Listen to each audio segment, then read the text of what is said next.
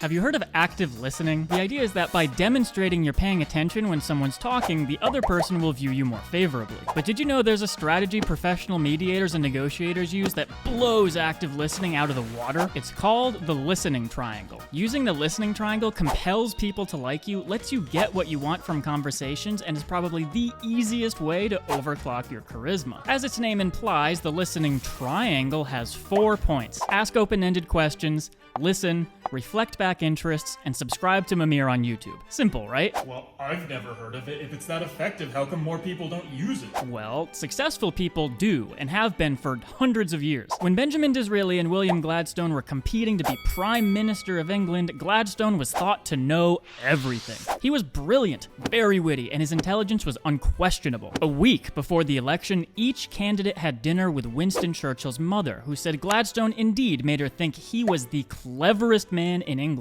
But Disraeli made her feel that she was the cleverest woman in England. Can you guess who won? The goal of the listening triangle is to make people feel understood, respected, and important. It can also enhance your own understanding of the situation and build empathy. It works like this. Guide the other party in expressing their interests, ascertain their interests, reflect their interests back to them. Now, this is a safe space. I want you to consider whether you've ever been a conversation partner like this. So, what's your favorite color? Oh, blue? Yeah, I like blue too.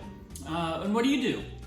Engineering? That's cool. Do you like it? Come on, you can admit it. Everyone has been, right? You don't know what to say, so you just ask questions. Yeah, I have. I can't believe you fell for that! What an idiot! This is why all your Tinder matches ghost you. Look, the right questions are ridiculously powerful tools for influencing a negotiation or a discussion, but I see a lot of misused questions. So let's talk about the first point of the listening triangle. Open-ended questions tend to be short prompts that induce conversation. What's going on? What ideas do you have? Anything else? All examples of open-ended questions. These kind of inquiries work with the listening triangle because you can direct topics while still allowing the speaker to say whatever they need to. For example, let's look at 2 different open-ended questions. What else matters to you here, and what happens if we can't fix this? One of these questions gathers interests, while the other can be used to consider alternative options. Can you tell which one is which? What do you think? Make sense? What's that? Too easy? Oh, my bad. You must have wanted something like this. So am I saying you should never use other kinds of questions? Yes. No, of course all questions have proper uses. If you were a detective confirming facts, you'd use closed questions. How long were you married? How old was the victim? What day did this happen? But this is such a huge topic that continuing to go on this quenchless question quest would be...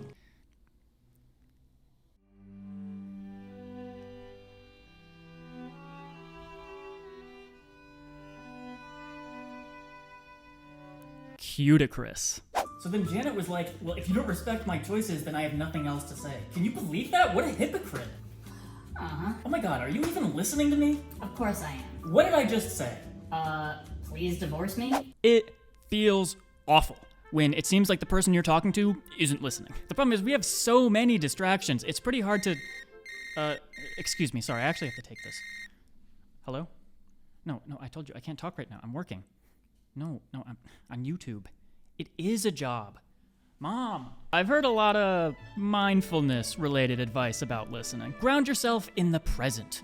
Do a body scan for 3 seconds. Try to feel your toes. And people can tell when you're faking it. In my experience, no, they can't. But they can tell when you don't absolutely understand what they want you to. If I feel like we're on the same page, but you have a response that makes me realize you didn't understand me for the last 5 minutes, that kills your charisma. It's a real uphill battle to come back from that. To use the listening triangle, you need to identify and verbalize interests, so you must pay attention to be effective. I find this difficult enough to not get distracted, but use whatever works for you. Finally, get in the habit of performing listening body language. Lean in, make eye contact, maybe nod periodically. Making the other party feel like you're listening is as important as actually doing it. Hey, how have you been? I'm alright. Honestly, I'm struggling to keep my grades up with this internship, and if I fall below a 3.4, I lose my scholarship. My boss is really demanding, and I don't think she likes me, so I haven't been sleeping well, and when I don't sleep well, my back pain gets worse. Yeah, I feel that. I remember how hard it was to keep my 4.0 after the twins were born, but you just gotta do what you gotta do. And that was at Harvard, so...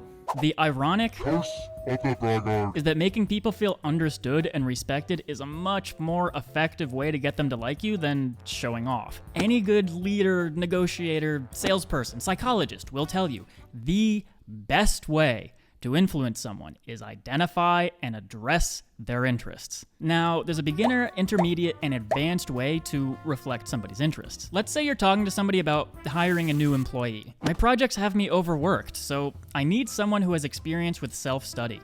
I can't hold their hand all the time. The beginner level is to parrot back exactly what you hear. It sounds like you need someone who has experience with self-study because you can't hold their hand all the time. That's okay, but everyone watching this video can do better. The intermediate level is to paraphrase what they've said in your own words. If I understand correctly, you're looking for an employee who has had to look things up on their own before because you can't always help them out. This is likely where a lot of you will fall in the beginning of using the listening triangle, and that's okay, this is still effective. But the advanced level discerns and reframes interests as a positive need. It sounds like you have a lot on your plate, and getting projects done on time is important to you. You need someone you can trust to learn and work independently to free up your time. Did I get that right? See how powerful that is? That's where you want to be. People don't always speak in terms of clear interests. Reframing allows you to dig deeper and restate positions as interests or needs. Interests can be solved. Positions often can't. Finally, you want to leave room to be corrected. Language like, "it sounds like," or asking them, "is that correct?" is vital to making them feel like not only did you pay close attention, but you want to understand more if you were wrong. All right, let's do a quick summary with a practical example. The goal of the listening triangle is to make people feel understood. Using it vastly boosts your charisma and makes you more endearing. The 3 steps are: ask open-ended questions, listen, reflect back interests. Do not underestimate the ubiquitous value of the listening triangle. It can be used anywhere and all the time. A date, a job interview, school, whatever. This is how it works in action. My husband has been driving me nuts recently. Oh yeah? What's going on? For the past month, every weekend he brings friends over and expects me to cook for everyone with literally no notice, like I'm a 1950s housewife. That's upsetting. It sounds like he's not respecting your time or treating you like an equal partner. Anything else? The thing is, he knows I love cooking, and he only invites our mutual friends, so I don't think he realizes it's upsetting me, but I want to feel included in making plans and feel like I did a good job, you know? I'm not trying to fight, but I don't know how to bring this up. Of course. You're in a partnership, so it's fair for you to have an identical say in what you guys do as a couple.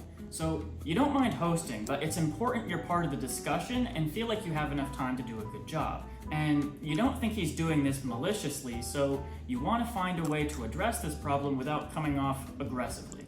Is that right? Yes, exactly. Well, what are some ways you could see approaching him about this? Thanks for watching. Consider subscribing, and seriously, let me know how this goes for you, because I'm not exaggerating. People will think much more highly of you if you do this well. So good luck, and check out this video where I show you how to get a week's worth of work done in one day.